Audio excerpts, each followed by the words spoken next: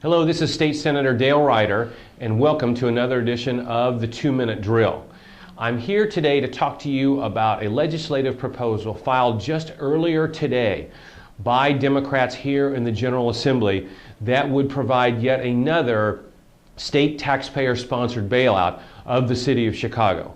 Specifically, the City of Chicago has a number of pension funds, and one of their pension funds, one for their city employees, has been badly mismanaged for over the last decade.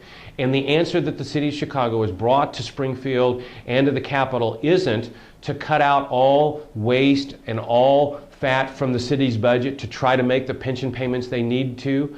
Instead, come to Springfield and say, we need a bailout.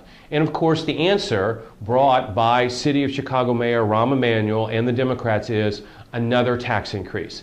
The City of Chicago is asking for a property tax increase in order to fund the bailout of the City of Chicago and its troubled city pension system. I stand opposed to that. Today in committee that I sit on, where the bill was presented, one of the witnesses from the City of Chicago testified himself that the city has not rooted out all of the waste and all of the fat from its spending in order to try to fix the problem itself.